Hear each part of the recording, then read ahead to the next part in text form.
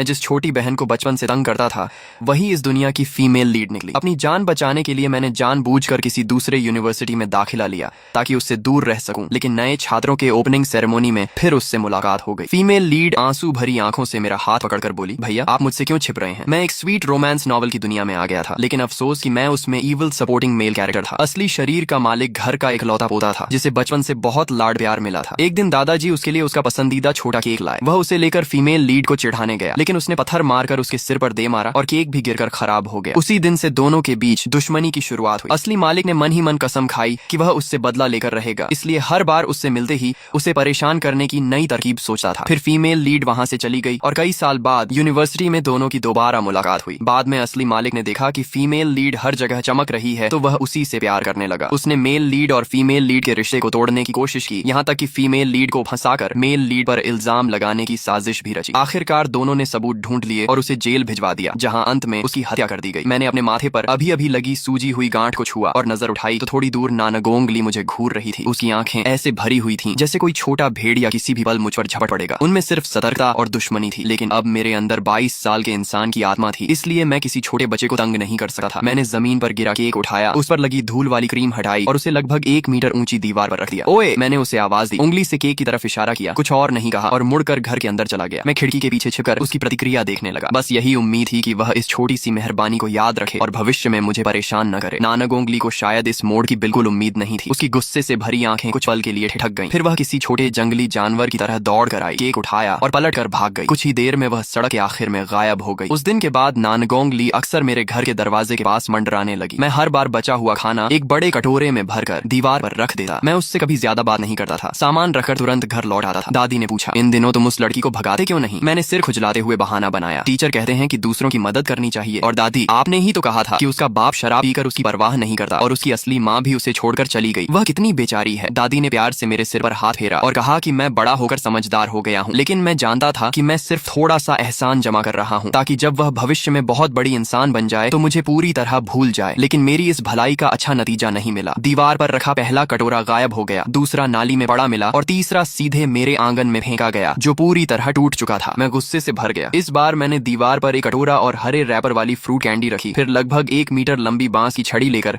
झाड़ी के पीछे छिप गया। मैंने तय किया कि इस बार आते ही उसे अच्छी तरह सबक सिखाऊंगा ताकि उसे पता चले कि हमारे घर के बर्तन हवा से नहीं आते। कई मच्छरों के काटने के बाद आखिर मैंने नानगोंगली को लंगड़ाते हुए आते देखा। उसके गंदे शरीर पर लगी मिट्टी भी उसके माथे से बहते खून और सूजे हुए घाव को नहीं छिपा पा रही थी। उसकी बाहों पर भी अलग अलग गहराई के कई जख्म थे। जैसे ही उसकी नजर उस कैंडी पर पड़ी उसका छोटा सा शरीर एकदम ठिठक गया। उसके चेहरे पर हैरानी और अविश्वास साफ दिखाई दे रहा था। वह बहुत देर तक वहीं खड़ी रही, फिर धीरे धीरे हाथ बढ़ाकर उस कैंडी को ऐसे छूने लगी जैसे कोई बहुत कीमती खजाना हो। मेरा दिल कसकर भर आया और उसे डांटने का मन एक पल में खत्म हो गया। मैं पेड़ के पीछे से बाहर निकला। वह डर के मारे कांप उठी। अपनी सुनहरी आंखें बड़ी करके वह मुझे ऐसे देखने लगी जैसे कोई डरा हुआ छोटा जंगली जानवर हो। मैंने कहा, अब मेरे कटोरे मत तोड़ना, खाना खाने के बाद उन्हें ठीक से वापस रख देना, याद रखना। मैं बांस की छड़ी घसीटा हुआ उसके पास से निकल गया, फिर जेब से बची हुई कैंडी निकालकर उसकी तरफ बढ़ा दी। वह काफी देर तक मेरी हथेली में रखी कैंडी को देखती रही, फिर अचानक मुड़ी और लंगड़ाते हुए तेजी से भाग गई। उसके नंगे पैर पत्थरों से भरी सड़क पर पड़ रहे थे, लेकिन जैसे उसे दर्द का एहसास ही नहीं हो रहा था। कुछ ही पलों में उसकी डगमगाती परछाई भी नजर से ओझल हो गई। रात के खाने के समय दादाजी बाहर से लौटे और बातों बातों में बोले, सुना है दोपहर में नानगोंगली को उसके बाप ने फिर बुरी तरह पीटा। कल रात उसने गर्म पानी नहीं उबाला था, इसलिए उस हरामी ने उसे बहुत मारा। मेरी चॉपस्टिक पकड़ने वाली उंगलियां एक पल के लिए रुक गईं। उसके शरीर पर लगे घाव याद आते ही मेरा दिल भारी हो गया और खाना निगलना मुश्किल लगने लगा। घर के बर्तन बचाने के लिए मैंने जानबूझकर इस बार उसे खाना देने के लिए एक छोटा एल्यूमिनियम बेसिन इस्तेमाल किया। जब भी वह दिखाई नहीं देती मैं चॉपस्टिक से उस बर्तन के किनारे पर हल्का सा ठकठकाता। कुछ ही देर में वह दूर से अपना सिर बाहर निकालकर मेरी तरफ साफ और शांत आंखों से देखने लगी। उसकी काली चमकदार आंखें गंदे चेहरे पर भी बेहद उजली लगी थीं। उनमें सतर्कता, सावधानी और कहीं गहराई में छिपी हुई हल्की सी उम्मीद दिखाई देती थी। और मैं हर बार उस बर्तन में एक मिल्क कैंडी और रख देता। मैं पूरे 7 दिन उसका ध्यान रखा। शुरुआत में वह मेरा बर्तन फेंक देती थी, फिर बाद में बर्तन और चॉपस्टिक आंगन में वापस फेंकने लगी और अब वह उन्हें अच्छी तरह धोकर साफ सुथरा करके मेरे घर की दीवार पर उसी जगह वापस रख देती थी। लेकिन उसकी यह समझदारी ज्यादा दिन नहीं चली। एक सुबह नाश्ते की दुकान वाली आंटी ने जैसे ही मुझे बावजी दिया उसने झपट कर उसे छीन लिया और पलक झपकते ही भाग गई। मजबूर होकर मुझे फिर से पैसे निकालकर एक मैंटू खरीदना पड़ा। जब मैं कक्षा में लौटा तो लड़के बहुत शोर मचा रहे थे। मेरे भीतर जमा गुस्सा फट पड़ा। मैंने जोर से किताब शिक्षक की मेज पर पटकी। धमाके की आवाज के साथ पूरी कक्षा तुरंत शांत हो गई। मैं ठंडे चेहरे से उन शरारती लड़कों को डांटने लगा। दूसरी पीरियड के बाद होने वाले व्यायाम सत्र में मैं एक्सरसाइज लीडर बनकर मंच पर खड़ा था। तभी मेरी नजर मंच के बाएं तरफ पड़ी, जहाँ पहली कक्षा की नानगोंग ली को टीचर डांट रही थी। वह बिल्कुल सीधी खड़ी थी, आंखें जमीन पर टिकाए एक पैर से दूसरे पैर को रगड़ रही थी और उसके चेहरे पर ऐसा भाव था मानो किसी बात का उस पर कोई असर ही नहीं पड़ता। स्कूल छात्रों को मुफ्त न्यूट्रिशन मील देता था। स्वाद खास अच्छा नहीं था, लेकिन पेट भरने के लिए काफी था। मगर नानगोंग ली हर बार लगातार 3 बड़े कटोरे खा जाती थी। वह ऐसे खाना निगलती थी जैसे कई दिनों की भूखी हो। हर निवाला उसके मुंह को पूरी तरह भर देता था। उस दिन मैं कक्षा का दरवाजा बंद करके नीचे उतरा तो देखा कि कुछ बड़े लड़के नानगोंग ली को उठाकर शोर मचाते हुए ले जा रहे हैं। मैं वहीं खड़ा होकर आह भरता रहा। फिर मुड़कर छठी कक्षा के शिक्षक के ऑफिस में गया और सारी बात बता दी। जब शिक्षक हमें साथ लेकर उन्हें ढूंढने पहुंचे तब तक नानगोंग ली को सड़क किनारे धान के खेत में फेंका जा चुका था। उसका पूरा शरीर कीचड़ से लथपथ था। केवल उसकी आंखें दिखाई दे रही थीं, जो इतनी ठंडी थीं कि डर लगने लगे। उनमें लगभग पागलपन जैसी हिंसक भावना भरी हुई थी। वह खेत के कोने में अकेली और बेहद छोटी लग रही थी। मैं खेत के किनारे गया और उसकी ओर हाथ बढ़ाया। इधर आओ। वह कीचड़ में बैठी रही, हिली तक नहीं, बस ठंडी निगाहों से मुझे देखती रही। मैंने सोचा और जेब से एक कैंडी निकालकर उसकी तरफ बढ़ा दी। तभी उसकी आंखें धीरे धीरे उस कैंडी की ओर घूमी। उसकी गंदी आंखों में धीरे धीरे शिकायत और दुख की एक झलक उभर आई। मैंने कैंडी और आगे बढ़ाई। उसने कई कोशिशों के बाद लड़खड़ाते हुए खुद को कीचड़ से बाहर निकाला और मेरे सामने आकर कीचड़ से सना हाथ कैंडी लेने के लिए बढ़ाया। मैंने कैंडी पीछे खींच ली और उसका हाथ पकड़कर पास के पानी में धोने लगा। उसका हाथ बहुत पतला और छोटा था। उसकी हड्डियां मेरी हथेली में चुभ रही थीं। मेरा दिल घुटने लगा। मैं उसका हाथ साफ करते हुए धीरे से बोला, पहले कीचड़ धो लो, नहीं तो कैंडी भी गंदी हो जाएगी। आखिर में टीचर ने भौहें सिकोड़ते हुए मुझसे कहा कि मैं नानगोंग ली को घर छोड़ाऊं। मैंने कहा, टीचर, उसका बाप पूरे गांव में शराबी के रूप में बदनाम है। नशे में वह लोगों को मारता है। बेहतर होगा कि पहले उन छात्रों के माता पिता से बात कर ली जाए। आखिरकार एक छात्र के अभिभावक नानगोंग ली को नहलाकर साफ कपड़े पहनाकर लाए। तब मैंने पहली बार उसका चेहरा साफ देखा। उसका चेहरा अंडाकार था, आंखें बड़ी थीं, त्वचा गोरी थी, बस थोड़ी दुबली थी, बाकी बिल्कुल भी बदसूरत नहीं थी। आखिर वह कहानी की फीमेल लीड थी। वह पुराना स्कूल बैग पीठ पर लटकाए मेरे पीछे पीछे चल रही थी। मैं रुका और पीछे मुड़कर बोला, सुबह मेरा बौजी छीनना मुझे बिल्कुल पसंद नहीं आया। अगर दोबारा ऐसा किया तो मैं सचमुच तुम्हें मारूंगा। उसने मुझे घूरा और आगे भाग गई। मैंने आवाज लगाई, कैंडी। वह तुरंत पलटी, दौड़ कर आई, कैंडी छीनी और फिर भाग गई। उसके बाद कई दिनों तक नानगोंग ली मेरे घर के सामने नहीं आई। मैं आवाज लगाता रहा लेकिन वह नहीं दिखी। दीवार पर रखा खाना भी कोई नहीं छूता था, यहाँ तक कि मक्खियां मंडराने लगी थी। मैं मन ही मन सोचता रहा कि शायद मेरी उस बात ने कि मैं तुम्हें मारूंगा उसे मुझसे नाराज कर दिया है। एक दिन गांव की सड़क पर मेरी मुलाकात उससे हुई। एक छोटा बिल्ली का बच्चा मोटरसाइकिल के नीचे आ गया था। उसके मुंह से खून निकल रहा था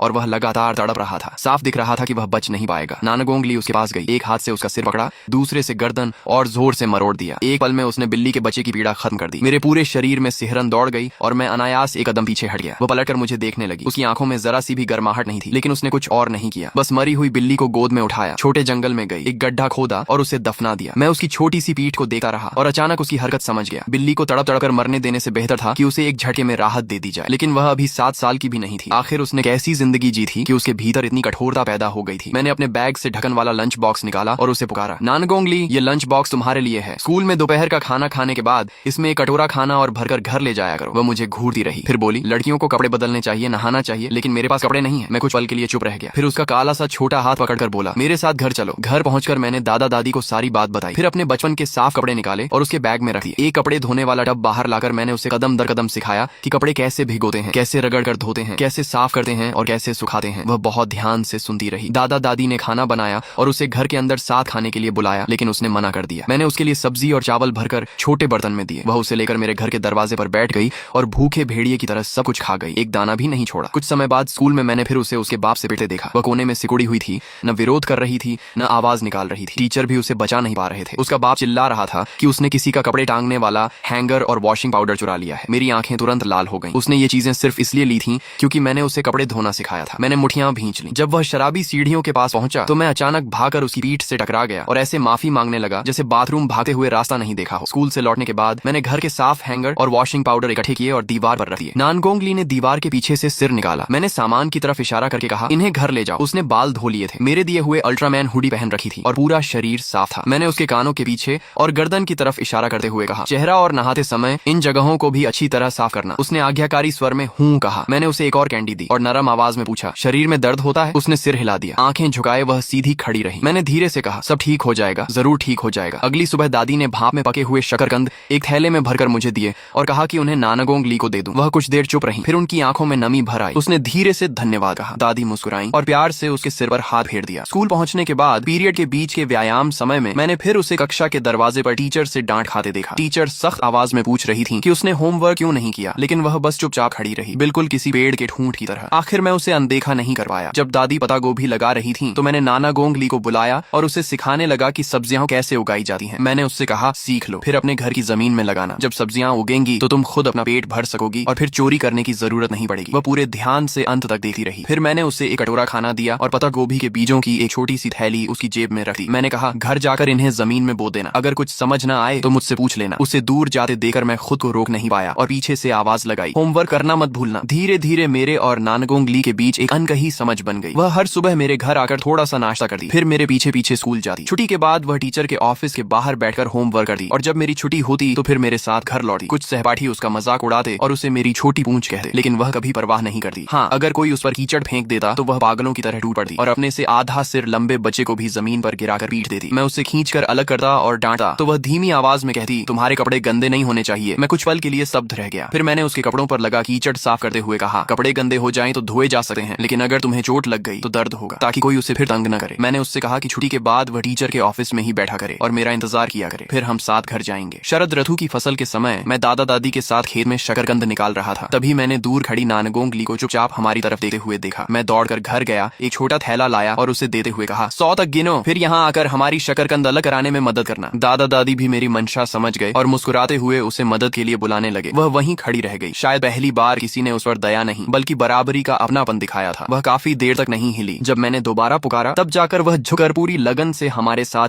शकरकंद अलग करने लगी। कुछ ही समय बाद उसके लगाए हुए पत्ता गोभी के पौधों में अंकुर निकल आए। पूरा खेत हरी भरी पत्तियों से भर गया। उसने दूसरों की नकल करते हुए लकड़ियों से अपनी छोटी सी क्यारी के चारों ओर बाड़ लगा दी ताकि मुर्गियां और बतखें सब्जियां खराब न कर दें। मैं उसकी क्यारी के चारों ओर घूमकर बोला, तुम्हारी पत्ता गोभी तो बहुत अच्छी उगी है। दादी ने मुझे मूली और बंद गोभी के पौधे देकर उसे देने भेजा। उसने पौधे लिए। कुछ देर तक सोचती रही, फिर दौड़कर घर के अंदर गई। थोड़ी देर बाद वह एक कटोरा साफ पानी लेकर बाहर आई और धीरे से बोली, मैंने पानी पी लिया है, कटोरा भी धो दिया है। मैं मुस्कुराया, उसके सिर पर हाथ फेरा और कहा, बहुत अच्छा किया। फिर मैंने वही पानी पी लिया। अभी मैंने कटोरा नीचे रखा ही था कि उसका शराबी बाप घर से बाहर निकल आया। नानागोंग ली तुरंत मेरे सामने आकर खड़ी हो गई और अपने छोटे से शरीर से मुझे ढकने लगी। मेरा दिल जोर से धड़क उठा। वह खुद उस आदमी से इतना डरती थी, फिर भी सबसे पहले मुझे बचाने की कोशिश कर रही थी। मैंने उसके कंधे पर हल्के से हाथ रखा, उसके बाप को शिष्टता से नमस्ते की, उससे अपना ध्यान रखने को कहा और वहां से चला गया। उसी दिन नानागोंग ली की टीचर ने मुझे ऑफिस में बुलाया क्योंकि उसने किसी से लड़ाई की थी। टीचर ने मुझे खूब डांटा और कहा कि मैं उसे अच्छी तरह संभालूं। मैंने सीधे कहा, टीचर, मैं उसका अभिभावक नहीं हूँ, आपकी डांट सुनना मेरी जिम्मेदारी नहीं है। मैं सिर्फ उसी गांव का एक बड़ा भाई हूँ। जब मैं ऑफिस से बाहर निकला तो नानागोंग ली दरवाजे पर खड़ी थी। वह बिल्कुल ऐसे लग रही थी जैसे कोई छोड़ा हुआ छोटा पिल्ला हो, उदास भी और गुस्से में भी। मैंने उसके सिर पर हल्की सी चपत लगाई और कहा कि उसने बहुत ज्यादा मारपीट की है। फिर मैंने उसे आदेश दिया, जाओ अपने सहपाठी से माफी मांगो, नहीं तो मुझसे बात मत करना। उसने मेरी ओर देखा और तोप के गोले की तरह भागकर ऑफिस में घुस गई। अगले ही पल धपी की आवाज आई। वह उस लड़के के सामने घुटनों के बल बैठ गई और ऊंची आवाज में बोली, मैं माफी। पूरे ऑफिस में सन्नाटा छा गया। सब लोग स्तब्ध रह गए। मेरी आंखें तुरंत भर आईं। इस बच्चे को तो यह भी लगता था कि माफी मांगने के लिए घुटनों पर बैठना जरूरी होता है। घर लौटे समय मैंने पूरे रास्ते उसे समझाया कि माफी दिल से मांगी जाती है और किसी के सामने यूं घुटनों के बल नहीं बैठना चाहिए। मैं लगातार बोलता रहा लेकिन वह बस सिर उठाकर मुझे देखती रही। उसकी आंखें तारों की तरह चमक रही थीं। चांद की पतली कली जैसी मुस्कान उसके चेहरे पर थी और वह बेहद खुश दिखाई दे रही थी। अंतिम परीक्षा की तैयारी के दौरान मैंने अनजाने में नानागोंग ली की चीनी भाषा की उत्तर पुस्तिका देख ली। उस पर लाल स्याही से लिखे 18 अंक मेरी आंखों में चुभ गए। कहानी की फीमेल लीड तो एक टॉपर थी। मुझे यकीन ही नहीं हुआ कि पहली कक्षा की चीनी भाषा में वह केवल 18 अंक ला सकती है। मैंने उससे गणित की उत्तर पुस्तिका भी मांगी। वह झिझकते हुए उसे निकाल लाई। उस पर 33 अंक थे। मैंने राहत की सांस ली। अच्छा हुआ कि वह सिर्फ एक विषय में कमजोर थी। अंतिम परीक्षा में केवल 2 हफ्ते बाकी थे। मैंने उससे कहा कि सप्ताहांत में मेरे घर आना, पूरी उत्तर पुस्तिका फिर से हल करना। जो नहीं आएगा मैं समझाऊंगा। मुझे लगा था कि बस थोड़ा सा पढ़ाने से बात बन जाएगी, लेकिन असलियत बिल्कुल उलट ही निकली। उसे यह भी नहीं आता था, वह भी नहीं आता था। एक साधारण फिल इन द ब्लैंक्स वाला सवाल मैंने न जाने कितनी बार समझाया, फिर भी वह हर बार गलत लिख देती। मैं इतना परेशान हो गया कि 2 दिन तक उसे पढ़ाने ही नहीं बुलाया और मजाक में कहने लगा कि अब तो मुझे इंस्टेंट हार्ट मेडिसिन की जरूरत पड़ जाएगी। आखिरकार परीक्षा का परिणाम आया। मेरे बहुत अच्छे अंक आए, जबकि नानागोंग ली को चीनी भाषा में 45 अंक मिले। उसने आखिरकार पूरा कक्षाओं की जिम्मेदारी मैंने अपने ऊपर ले ली। सर्दियों की छुट्टियों में वह बहुत तेजी से सीखने लगी। बस चीनी भाषा में कभी कभी उसकी समझ नहीं खुलती थी, बाकी लगभग हर चीज एक बार समझाने पर सीख जाती थी। मम्मी पापा मुझे नए साल पर शहर ले जाने आए। मैं उसके लिए अभ्यास पुस्तिकाएं, कॉपी बुक और रेफरेंस बुक्स लाया। पूरे सर्दियों की छुट्टियों का ढेर सारा होमवर्क भी उसे देकर गया। जब मैं जा रहा था वह सड़क किनारे खड़ी मुझे टटकी लगाकर देख रही थी। उसकी बड़ी बड़ी आंखों में बिछड़ने का दुख साफ दिखाई दे रहा था। मैंने उसके सिर पर हाथ फेरकर मुस्कुराते हुए कहा, मैं बहुत जल्दी लौट आऊंगा, तुम्हारे लिए कैंडी और खिलौने लाऊंगा। जब तक तुम सारी अभ्यास पुस्तिकाएं पूरी कर लोगी मैं भी वापस आ जाऊंगा। उसने सिर हिलाया और वहीं सड़क किनारे खड़ी रही। मेरी गाड़ी आंखों से ओझल हो गई, फिर भी वह अपनी जगह से नहीं हिली। नए साल से पहले मैं मम्मी मम्मी पापा के साथ गांव लौटा। इस बार मैं उसके लिए पॉप्स, एक छोटा स्पिनिंग टॉप और एक जोड़ी नए जूते लाया था। मैंने जूतों का डिब्बा उसकी तरफ बढ़ाया। वह उसे दोनों हाथों से पकड़े बहुत देर तक चुप खड़ी रही। जब उसने सिर उठाया तो उसकी आंखें पूरी तरह लाल हो चुकी थीं। आंसू पलकों में भर आए थे और उसकी नाक भी लाल हो गई थी। मैंने फिर उसके सिर पर हाथ फेरा और कहा, नया साल मुबारक हो नाना गोंगली। उसने होंठ भींचे और धीमे से बोली, धन्यवाद भैया, भैया आपको भी नया साल मुबारक हो। उसके मुंह से निकला भैया। सुनकर मेरा दिल अजीब सी कसक और नार्म एहसास से भर गया। नए साल के दिन मैं उसे और अपने छोटे चचेरे भाई को लेकर गांव के बच्चों के साथ लालटेन लिए हर घर में शुभकामनाएं देने गया। जब हम लौटे तो हमारी जेबें मिठाइयों और लकी मनी से भरी हुई थी। मैंने अपना सारा सामान उसे दे दिया और कहा कि घर जाकर अच्छे से नया साल मनाना। घर पहुंचने पर मेरा 4 साल का चचेरा भाई गोल गोल आंखें खोलकर बोला, भैया दीदी ने मुझे आपको भैया कहने नहीं दिया तो फिर मैं आपको क्या कहूँ। मैं एक पल के लिए चौंक गया, फिर हंस पड़ा और मन ही मन बोला, शरारती लड़की नए साल पर भी पिटाई मांग रही है। समय बहुत तेजी से बीत गया। नानगोंगली उन नए जूतों को पहनने से भी हिचकती थी, लेकिन उसके अंदर का बदलाव पूरी तरह अलग था। उसकी पढ़ाई लगातार बेहतर होती गई। अंतिम परीक्षा में उसने दोनों विषयों में 100 अंक हासिल किए। दूसरी कक्षा में ही वह कक्षा की मॉनिटर बन गई। उसके कपड़े पुराने होते थे लेकिन हमेशा बिल्कुल साफ रहते थे। तीसरी कक्षा में उसकी टीचर मुझसे मिली और बोली कि नानगोंगली ने मेरा बड़ा भाई शीर्षक से एक निबंध लिखा है जिसमें उसने मेरे बारे में लिखा है। वह निबंध पढ़कर कई शिक्षक रो पड़े थे, लेकिन उसने टीचर से विनती की कि उसे पूरी कक्षा के सामने उदाहरण के रूप में न पढ़ा जाए, क्योंकि उसे डर था कि कोई उसका बड़ा भाई उससे छीन न ले। मुझे लगा था कि बस उसकी असली माँ आएगी और उसे अपने साथ ले जाएगी, फिर सब ठीक हो जाएगा। लेकिन मैंने कभी नहीं सोचा था कि उसका बाप इतना निर्दयी निकलेगा। 12वें चंद्र महीने की 28वीं रात उसने नानगोंगली के हाथ बांधकर उसे छत की बल्ली से लटका दिया और बेरहमी से पीटा। जब तक गांव वाले पहुंचे वह बेहोश हो चुकी थी। उसे अस्पताल ले जाया गया। उसकी 2 पसलियां टूट गई थीं, पैर की हड्डी में दरार थी, दोनों हाथों के जोड़ उतर गए थे और अंदरूनी अंगों में हल्का रक्तस्राव भी था। नए साल की पूर्व संध्या पर मैं उसे अस्पताल देखने गया। वह अस्पताल के बिस्तर पर खाली नजरों से बैठी थी। मुझे देखते ही उसकी आंखों में धीरे धीरे फिर से रोशनी लौट आई। मैं उसके पास गया, उसे हल्के से गले लगाया और धीरे से कहा, अब सब ठीक है, सब ठीक हो जाएगा। वह नए साल पर अस्पताल से छुट्टी नहीं पा सकी, इसलिए मैंने उसके लिए नए कपड़े, नए जूते, मिठाइयाँ और लकी मनी खरीद कर उसके बिस्तर के पास रख दिए। उसने मेरी तरफ देखा, अपना चेहरा छूते हुए धीरे से धन्यवाद कहा। कुछ ही समय बाद उसकी असली माँ अस्पताल आई और उसे अपने साथ ले गई। मैं अस्पताल के बाहर खड़ा उनकी गाड़ी को दूर जाते हुए देखता रहा। मेरे मन से एक बड़ा बोझ उतर गया, लेकिन साथ ही एक अजीब सी खालीपन भी महसूस हुई। नानगोंगली, उम्मीद है अगली बार जब हम मिलें तब तक तुम्हें अपनी खुशियां मिल चुकी होंगी। देखते ही देखते 10 साल बीत गए। मेरा दाखिला कुन्नान यूनिवर्सिटी में हो गया और मैं तीसरे वर्ष का छात्र बन गया। नए छात्रों के स्वागत समारोह वाले दिन तेज धूप पड़ रही थी। मैं और मेरे रूममेट भीड़ में खड़े मौसम को कोस रहे थे कि तभी मंच से एक परिचित नाम सुनाई दिया। अब राष्ट्रीय छात्रवृत्ति प्राप्त करने के लिए छात्रा नानगोंगली को मंच पर आमंत्रित किया जाता है। फिर मंच से आवाज आई, सभी को नमस्कार, मैं नए छात्रों की प्रतिनिधि नानगोंगली हूँ। मैं एक पल के लिए बिल्कुल जड़ हो गया और तुरंत मंच की ओर देखा। धूप में सफेद पोशाक पहने एक लड़की चमक रही थी। वही नानगोंगली जिसे मैं पिछले 10 सालों से याद करता आया था, लेकिन मूल कहानी के अनुसार उसे तो मेल लीड के साथ जिंगबई यूनिवर्सिटी में होना चाहिए था और वह मुझसे 3 साल छोटी थी, इसीलिए उसे अभी 12वीं कक्षा में होना चाहिए था। मैंने स्कूल के फोरम और रूममेट्स की बातों में उसकी न जाने कितनी तस्वीरें और वीडियो देखे थे। वह पूरे कैंपस की सबसे मशहूर देवी जैसी लड़की बन चुकी थी, लेकिन लगता था कि अब वह मुझे पहचानती भी नहीं थी। एक दिन कैफेटेरिया में हमारी आमने सामने मुलाकात हुई। वह सीधे मेरी तरफ आई और बिना मेरी ओर देखे मेरे पास से निकल गई। एक पल के लिए भी नहीं रुकी। मेरा दिल हल्का हो गया। मैंने सोचा, अच्छा है, अजनबी बने रहना ही बेहतर है। हम दोनों एक दूसरे की जिंदगी में दखल नहीं देंगे और मैं मूल कहानी वाले दुखद अंत से भी बच जाऊंगा। स्वागत समारोह की शाम में कार्यक्रम का होस्ट था। मंच से नीचे उतरते समय उसकी मंच पर जाने के लिए उससे मुलाकात हुई। हम दोनों बिना एक दूसरे की तरफ देखे एक दूसरे के पास से निकल गए। उसने पियानो बजाते हुए जो गीत गाया उसने पूरे सभागार को मंत्रमुग्ध कर दिया। उसी दिन से उसका नाम पूरे यूनिवर्सिटी में गूंजने लगा। मुझे लगा था कि हम हमेशा 2 समानांतर रेखाओं की तरह रहेंगे जो कभी नहीं मिलती। लेकिन कुछ समय बाद हॉस्टल के मॉनिटर ने लड़कों और लड़कियों के हॉस्टल की गेट टुगेदर रखी। मैं बफे रेस्टोरेंट पहुंचा और पहली ही नजर में वहां बैठी नानगोंगली को पहचान लिया। मेरा रूममेट मुस्कुराकर बोला, जानते हो, बड़ी मुश्किल से हमने पूरे कॉलेज की सबसे मशहूर लड़की को बुलाया है। मेरा दिल धक से रह गया। जैसे ही हम अंदर गए कई लड़कियों ने हमारी तरफ देखा। नानगोंगली की नजर भी हम पर पड़ी। उसकी निगाह एक पल के लिए मुझ पर ठहरी, फिर वह बिना किसी भाव के सिर झुकाकर बैठ गई। मैंने राहत की सांस ली। लगता है उसने सच में मुझे नहीं पहचाना। अच्छा है, चुपचाप खाना खाएंगे और बात खत्म। मेरे रूममेट जो ताऊ ने सबका परिचय कराया और मेरा नाम भी बताया, नियचिंगसी। मैंने नानगोंगली की तरफ देखा। मुझे लगा था कि मेरा नाम सुनकर उसके चेहरे पर कोई प्रतिक्रिया आएगी, लेकिन उसका चेहरा बिल्कुल शांत रहा। कोई हलचल नहीं हुई। अब मैं पूरी तरह निश्चिंत हो गया और सामने बैठी लड़कियों से मुस्कुराकर बात करने लगा। तभी अचानक धड़ाम की आवाज आई। नानगोंगली के सामने रखा गिलास गिर गया और पानी पूरी मेज पर फैल गया। आसपास बैठे लोग जल्दी जल्दी मेज साफ करने लगे, लेकिन उसी दौरान उसकी नजर फिर मेरी आंखों से जा मिली। मैंने शिष्टता से सिर हिलाकर अभिवादन किया और फिर नजर हटा ली। जब सब सामान्य हो गया तो सबने एक दूसरे से हाथ मिलाया और खाना शुरू किया। कुछ देर बाद मैं वॉशरूम गया। वापस लौटा तो देखा कि सामने वाली सीट पर अब नानगोंगली बैठी थी। मैं एक पल के लिए रुक गया, फिर अपने शरारती रूममेट्स के चेहरे देखकर समझ गया कि यह उन्हीं की करतूत है। मैंने सामने बैठी नानगोंगली को देखा। वह चुपचाप सिर झुकाकर खाना खा रही थी। उसकी लंबी पलकें हल्के हल्के कांप रही थीं और उसके पूरे व्यक्तित्व से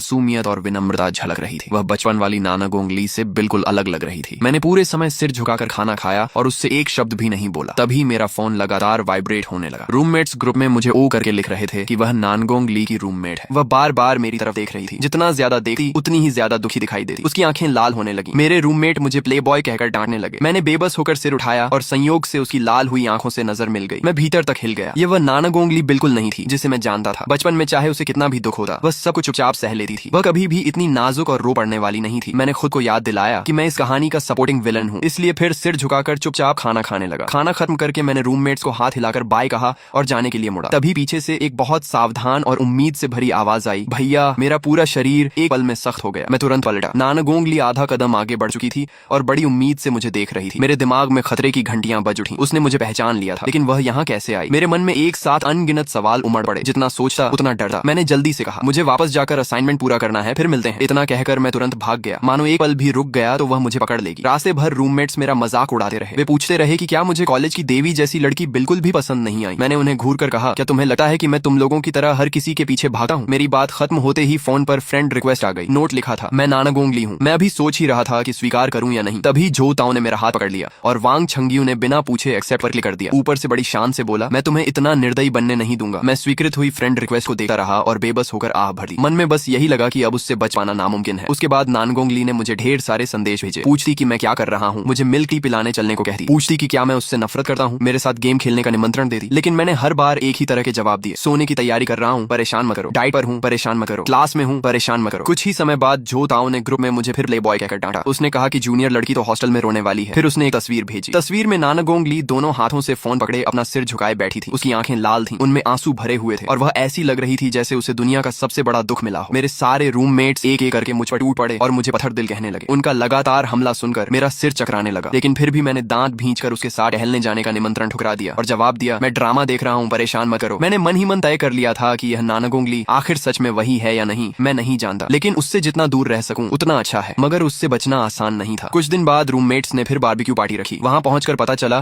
कि नानगोंग ली और उसकी सहेलियां भी वहीं थीं। वह कुर्सी पर चुपचाप बैठी थी। मुझे देखते ही घबराकर खड़ी हो गई और बहुत धीमी आवाज में बोली, भैया। फिर तुरंत सिर झुका लिया। रूममेट्स लगातार मुझे धक्का देकर उसके पास बैठने के लिए कहने लगे। मेरे मन में जबरदस्त संघर्ष चल रहा था। वह कहानी की फीमेल लीड थी, वही जिसने मूल कहानी में असली मालिक को जेल भिजवाया था, लेकिन उसे इस तरह बेबस और मासूम देकर मेरा दिल फिर पिघल गया। मैं जाकर उसके बगल में बैठ गया। उसकी आंखों में तुरंत खुशी की चमक दौड़ गई। वह आंसू भरी आंखों से मुझे देखने लगी। मेरा दिल जैसे किसी ने जोर से दबा दिया हो। मैंने मन ही मन खुद को कोसा कि मैं इतना कमजोर क्यों हूँ। उसने धीरे से मेरी बाजू पकड़ ली और बहुत धीमी आवाज में बोली, भैया, मैंने आपकी सारी बातें मानी हैं, आप मुझसे बात करना बंद मत कीजिए प्लीज। उसकी वह नरम, मासूम और दया जगाने वाली आवाज सुनकर मेरा दिल पूरी तरह पिघल गया। उस दिन के बाद वह हर समय मेरे आसपास रहने लगी। क्लास खत्म होने पर वह दरवाजे के बाहर मेरा इंतजार करती और चमकती आंखों से मुस्कुराकर पुकारती, छिंगसी भैया, छिंगसी भैया। उसकी मासूमियत देखकर दिल दुखने लगा। एक दिन वह फिर मेरे क्लासरूम के बाहर इंतजार कर रही थी। उसने मेरा हाथ पकड़ा और मुझे बगल के खाली क्लासरूम में ले गई। सिर झुकाए वह अपने पैर से जमीन को रेत रही थी। फिर धीरे से बोली, आज मेरा जन्मदिन है, क्या आप मेरे साथ मेरा जन्मदिन मनाएंगे? उसने सिर उठाया। उसकी आंखें आंसुओं से चमक रही थीं और उनमें सिर्फ उम्मीद थी। मेरा दिल फिर डगमगाने लगा। मैंने मन ही मन सोचा, एक बार नरमी दिखाओ तो बार बार दिखानी पड़ती है। ये बीमारी है, इसका इलाज जरूरी है। मैंने तुरंत फोन निकाला और उसे 280 युएन भेज दिए। फिर कहा, केक खुद खरीद लेना, भैया को क्लास करनी है, अच्छे बच्चे बनो। इतना कहकर मैं जानबूझकर कठोर बनते हुए वापस क्लास में चला गया। लेकिन जैसे ही अंदर पहुंचा, तीनों रूममेट्स ने मुझे कोहनी मार मार कर डांटना शुरू कर दिया। सब मुझे जानवर कह रहे थे। उन्होंने क्लासरूम के दरवाजे की तरफ इशारा किया। मैंने देखा कि नानगोंग ली वहीं खड़ी थी। उसकी आंखें दुख से लाल हो चुकी थी। तीनों रूममेट्स ने बिना कुछ पूछे मेरा सामान समेटा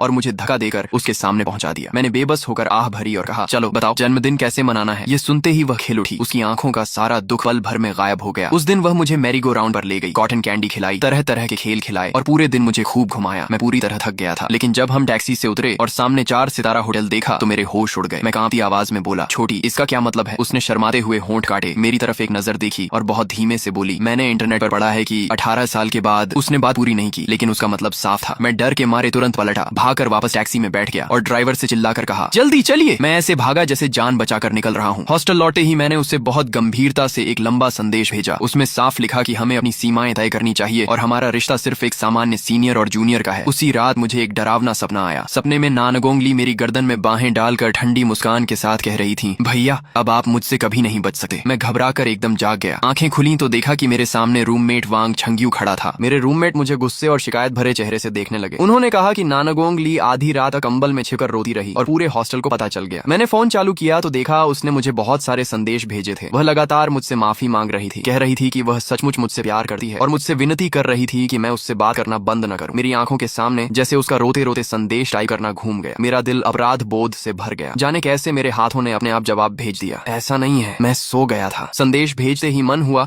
कि खुद को एक जोरदार थप्पड़ मारूं। उस दिन के बाद तो वह बिना किसी झिझक के हर समय मेरे आसपास रहने लगी। सुबह हॉस्टल के नीचे मेरा इंतजार करती, मेरे लिए नाश्ता लाती। जब उसकी क्लास नहीं होती तो मेरे साथ क्लास में बैठती, लाइब्रेरी में जाकर मेरे लिए सीट रोकर रखती और कभी मिल्क टी तो कभी माला हॉट पॉट मंगवा कर देती रहती। मेरे सारे रूममेट उसकी बहुत तारीफ करते कि वह कितनी ख्याल रखने वाली लड़की है, लेकिन सिर्फ मैं जानता था कि यह मीठा बोझ मेरे लिए कितना सिर दर्द बन चुका था। उसने मुझे मैदान में टहलने चलने के लिए बुलाया। जब भी मैं पूछता कि क्यों, वह अपनी बड़ी बड़ी मासूम आंखें खोलकर बड़ी बेचारगी से कहती, भैया क्या एक जूनियर लड़की अपने सीनियर को मूवी दिखाने भी नहीं ले जा सकती, साथ में टहल भी नहीं सकते, बस बातें भी नहीं कर सकते। उसके इस सवाल का मेरे पास कोई जवाब नहीं होता और मैं मजबूरी में मान जाता। राष्ट्रीय दिवस के सांस्कृतिक कार्यक्रम के दौरान उसे समूह नृत्य की अभ्यास देर रात करनी थी। उसने मुझसे उसे लेने आने की विनती की। मैंने सोचा इतनी रात को एक लड़की का अकेले लौटना सुरक्षित नहीं होगा, इसलिए मैं डांस रूम पहुंच गया। वहां मैंने उसे काली पोशाक पहने दरवाजे पर खड़े देखा। जैसे ही उसने मुझे देखा, एक पल के लिए उसकी आंखें बर्फ जैसी ठंडी हो गईं, लेकिन अगले ही पल उसकी आंखें मुस्कान में बदल गईं और वह फिर वही नरम, मासूम और आज्ञाकारी लड़की बन गई। उसकी आंखों का वह एक पल में बदल जाना देखकर मेरे पैरों से लेकर सिर तक सिहरन दौड़ गई। दिल एक बार जोर से धड़क उठा। उसने अपने सहपाठियों से विदा ली और मेरे साथ नीचे उतरने लगी। सीढ़ियों के हर छोटे खाने में उसने मेरे लिए कोई न कोई छोटा सा सरप्राइज छिपा रखा था। मुझे शर्म भी आ रही थी, लेकिन मन ही मन खुशी भी हो रही थी। जब हम पहली मंजिल पर पहुंचे तो आखिरी खाने से उसने एक लाल मखमली डिब्बा निकाला। मैं एक पल में होश में आ गया। मुझे लगा उसमें अंगूठी होगी। डर के मारे मेरी सांस अटक गई, लेकिन डिब्बा खुला तो उसके अंदर 2 लाल मनकों से बुना हुआ लाल धागा रखा था। वह मुस्कुराकर बोली, भैया जन्मदिन मुबारक हो। मैंने सूखे गले से सिर्फ धन्यवाद कहा, लेकिन वह तुरंत मेरे पास आ गई। अपनी गाल की तरफ इशारा करते हुए बोली, इतनी भी क्या बेरुखी, भैया एक किस तो कर दीजिए। मेरा दिमाग सुन्न हो गया, चेहरा आग की तरह गर्म हो गया। मैं तुरंत मुड़ा और वहां से चल दिया। पीछे से उसकी घंटियों जैसी हंसी सुनाई देती रही। कुछ समय बाद झो ताओ ने अपनी पसंद की लड़की को प्रभावित करने के लिए सबको एक रोमांटिक मूवी दिखाने का कार्यक्रम बनाया। मैं सिनेमा हॉल में बैठा था। अंधेरे में नानगोंग ली धीरे से मेरे पास सरक आई और मेरा हाथ पकड़ लिया। मैंने तुरंत हाथ खींच लिया और धीमी आवाज में पूछा, तुम क्या कर रही हो? उसने होंठ खींच लिए। अंधेरे में उसकी आंखें असाधारण रूप से चमक रही थीं। वह भीगी आंखों से मुझे देखते हुए बोली, भैया मैं आपकी गर्लफ्रेंड कब बनूंगी? मैं घबराहट में बार बार लार निकलने लगा और बोला, तुम बहुत अच्छी हो, लेकिन अभी बहुत छोटी हो। वह अचानक मेरे कान के पास झुक गई। उसकी गर्म सांस मेरे कानों से टकराई। वह मुस्कुराकर फुसफुसाई, मैं छोटी नहीं हूँ। मैं झटके से खड़ा हो गया। मेरे हाथ का पॉपकॉर्न पूरे फर्श पर बिखर गया। मैं घबराकर बगल वाली खाली सीट पर जाकर बैठ गया। मेरा दिल इतनी तेज धड़क रहा था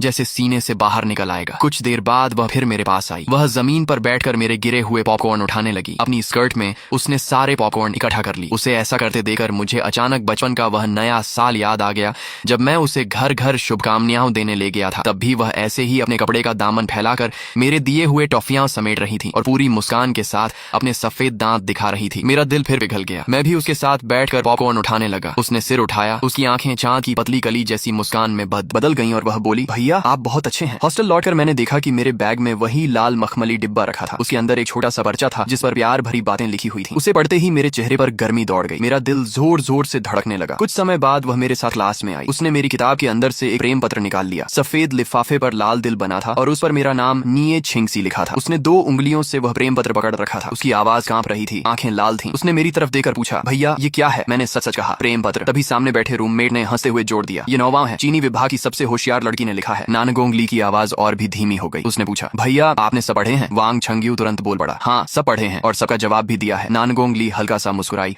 लेकिन उस मुस्कान में सिर्फ दर्द था। उसकी आंखें आंसुओं से भर चुकी थीं। वह अचानक उठी और बिना कुछ कहे क्लासरूम से बाहर चली गई। उसके बाद लगातार कई दिनों तक उसने मुझसे कोई संपर्क नहीं किया। वह अब मेरे आसपास भी नहीं घूमती थी। उसकी अचानक आई यह खामोशी मुझे अजीब लगने लगी। ऐसा महसूस होता था जैसे मेरे आसपास कुछ कमी हो गई हो। मेरे सारे रूममेट मुझे डांटे रहे कि मैं बेवकूफ हूँ, प्ले बॉय हूँ और मुझे तुरंत जाकर उससे बात करनी चाहिए, लेकिन मैं नहीं गया। राष्ट्रीय दिवस के सांस्कृतिक कार्यक्रम वाले दिन मैंने जाने क्यों वही लाल धागा अपनी कलाई में बांध लिया। मंच के नीचे लोगों की भीड़ थी। मुझे पता था कि इतनी दूर से वह देख नहीं पाएगी, फिर भी मेरे भीतर अजीब सी बेचैनी और जलन उठ रही थी। कार्यक्रम खत्म होते ही मैं सीधे पीछे के कमरे की तरफ भागा। जैसे ही वह अंदर आई, मैंने जल्दी से एक कोट उसके ऊपर डाल दिया और उसे छोटे से चेंजिंग रूम में ले जाकर कहा, पहले कपड़े बदल लो। मैं उससे कुछ और कह पाता, उससे पहले पीछे के मंच के प्रभारी शिक्षक ने मुझे बाहर निकाल दिया। मैंने उसे संदेश भेजा कि मैं उसके लिए मिल्की खरीदने जा रहा हूँ और उसे मेरा इंतजार करना चाहिए। लेकिन जब मैं मिल्की लेकर वापस लौटा तो मैंने देखा कि वह एक लड़के के साथ हंसते हुए बातें कर रही थी। मैं उसे एक नजर में पहचान गया। वह इसी कहानी का मेल लीड था, शांत, सभ्य और वसंत की धूप जैसा। मेरा दिल एकदम नीचे बैठ गया। मेल लीड भी यहाँ पहुंच चुका था। अब मैं किस बात की उम्मीद लगाए बैठा था। मैंने हाथ की मिल्की सीधे कूड़ेदान में फेंक दी और बिना पीछे देखे वहां से चला चला गया। स्कूल लौटने पर हमारे काउंसलर ने हमें जिंगबेई यूनिवर्सिटी में 1 साल के एक्सचेंज प्रोग्राम के लिए आवेदन पत्र दिए। मैंने वो फॉर्म हाथ में लिया और अपने ही गालों पर 2 जोरदार थप्पड़ मार दिए। मैं अभी तक इस बात की दुविधा में था। मेल लीड तो आ चुका था, अगर अब भी नहीं गया तो मूल कहानी वाले नायक की तरह मेरा भी वही दुखद अंत होगा। मैंने आवेदन पत्र भरकर अंतिम तारीख वाले दिन जमा कर दिया। एक दिन मैं लाइब्रेरी में पढ़ रहा था। अभी अभी एक लड़की को, जिसने मुझे प्रेम पत्र दिया था, विदा किया ही था कि अचानक सामने वाली कुर्सी पर कोई आकर बैठ गया। तभी एक ठंडी लेकिन परिचित आवाज सुनाई दी। भैया। पहले की तरह उसकी आवाज अब बिल्कुल भी नरम और मासूम नहीं थी। आखिरी शब्द धीमे और भारी होकर निकले, जैसे दांत भींचकर बोले गए हों। उनमें गहरी नाराजगी भरी हुई थी। वह मेरी तरफ देखकर बोली, भैया आप तो बहुत लोकप्रिय हैं। इन कुछ दिनों में आपको मेरी जरा भी याद नहीं आई। उसकी आंखों से सारी मासूमियत गायब हो चुकी थी। अब उनमें भीतर छिपा अंधेरा और खतरनाक दृढ़ता साफ दिखाई दे रही थी। मैं उसे देखकर जाने क्यों घबरा गया और हिम्मत करके बस इतना कह पाया। वह धीरे धीरे अपनी जगह से उठी, मेरे पास आई और मेरे ठुड्डी को उंगलियों से पकड़ लिया। मेरे पूरे शरीर के रोंगटे एक साथ खड़े हो गए। रीढ़ में सिहरन दौड़ गई। वह मेरे बेहद करीब झुक गई। उसकी सांसें मेरे चेहरे को छू रही थीं। उसने बहुत धीमी आवाज में पूछा, आखिर भैया आप मुझसे प्यार क्यों नहीं करते? मैंने उसका हाथ पकड़कर हटाने की कोशिश की, लेकिन उसने दूसरे हाथ से मेरे कान की लौ पकड़ ली और उसे धीरे धीरे सहलाने लगी। फिर मुस्कुराकर बोली, जिसने मुझे खाना खिलाया उसका एहसान तो मुझे अपना जीवन देकर चुकाना चाहिए। भैया मुझे अपना एहसान चुकाने दीजिए, ठीक है? मैं इतना चौंक गया कि लगा जैसे सिर का ढक्कन उड़ जाएगा। तो इसका मतलब उसने मुझे बहुत पहले ही पहचान लिया था और इतने दिनों से मेरे साथ खेल खेल रही थी। मैंने दांत भींचकर कहा, छोटी तुम्हारे भैया को इस तरह खिलौना बनना पसंद नहीं है। इस बार तुम्हें माफ करता हूँ। लेकिन वह और भी जोर से हंस पड़ी। वह बोली, धन्यवाद भैया, आपने मुझे मरने से बचा लिया। अब तो मुझे अपना जीवन आपको समर्पित करना ही होगा। मैं पूरी तरह घबरा गया। उसी दिन अपना सामान बांधा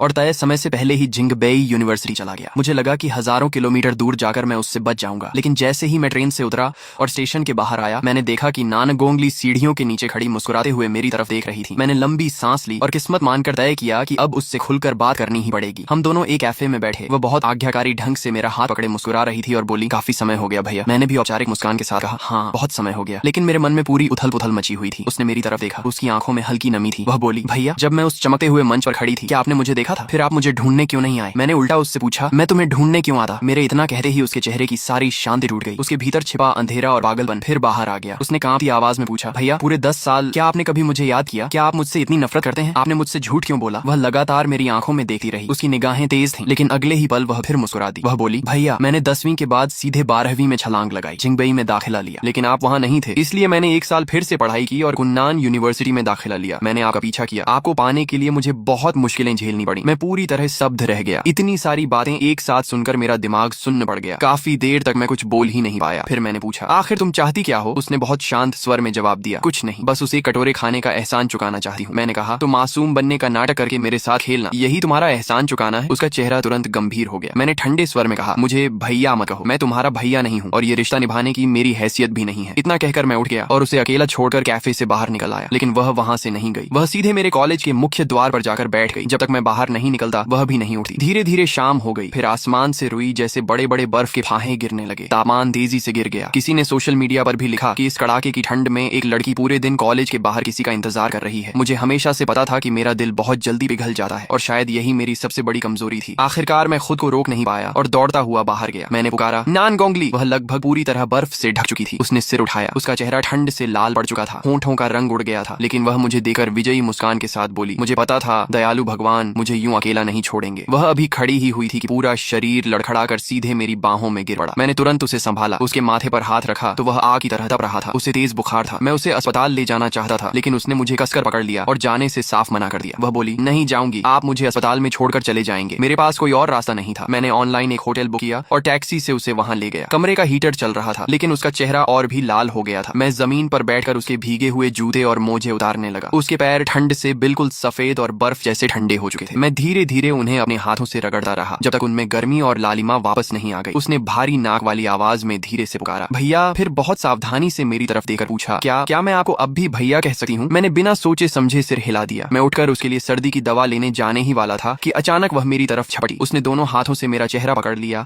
और पागलों की तरह मेरे होंठों को चूम लिया। मेरा दिमाग पूरी तरह खाली हो गया। वह मेरी आंखों में सीधा देखते हुए बोली। उसकी आंखों में केवल एक जिद्दी और गहरा प्यार था। उसने एक एक शब्द साफ बोलते हुए कहा, नी छिंगसी, मैं तुमसे प्यार करती हूँ। मैं पूरी तरह घबरा गया। जल्दी जल्दी उठकर बोला कि मैं उसके लिए दवा लेने जा रहा हूँ, लेकिन उसने तुरंत मेरी बाह पकड़ ली। उसकी आंखें लाल थीं। वह कांपती आवाज में पूछने लगी, क्या मैं वापस आ गई हूँ? मैं उसकी आंखों में देखने लगा और मुझे ऐसा लगा जैसे मेरे सामने फिर वही बचपन वाली छोटी सी, मैंने अपनी आंखों के सामने फिर वही छोटी सी लड़की देखी जो धान के खेत में बैठी थी, जिसकी आंखें ठंडी थीं, लेकिन उनमें गहरा निराशा भरा हुआ था। मैंने धीरे से कहा, हाँ मैं रहूंगा। उसने धीरे धीरे मेरा हाथ छोड़ दिया, सिर सिर उठाकर मेरी तरफ देखा। उसके होंठों पर हल्की मुस्कान थी, लेकिन उसकी आंखें अब भी ठंडी थीं। उसने धीमे से कहा, बेहतर होगा कि सच में रहना। जब मैं दवा लेकर वापस आया, वह अब भी वहीं बैठी दरवाजे की तरफ देख रही थी। उसने धीमे स्वर में कहा, मैंने गिनती की 1571 तक गिन चुकी हूँ। नी छिंगसी, अगर तुमने मुझे फिर छोड़ दिया तो मैं सचमुच पागल हो जाऊंगी। मेरा दिल दर्द से भर गया। मैं उसके पास गया और उसे अपनी बाहों में भर लिया। उसी पल मैंने पहली बार स्वीकार किया कि जिस दिन मैंने उसे विश्वविद्यालय के उद्घाटन समारोह में दोबारा देखा था, उसी दिन से मेरे दिल की भावनाएं बदल चुकी थीं। अगर बचपन में उसके लिए मेरे मन में सिर्फ दया और उसकी देखभाल करने की भावना थी, तो अब मैं सचमुच उससे प्यार करने लगा था। अगर ऐसा है तो फिर क्यों ना उसके साथ पूरी जिंदगी चलने की कोशिश करूं। उसके बाद कहानी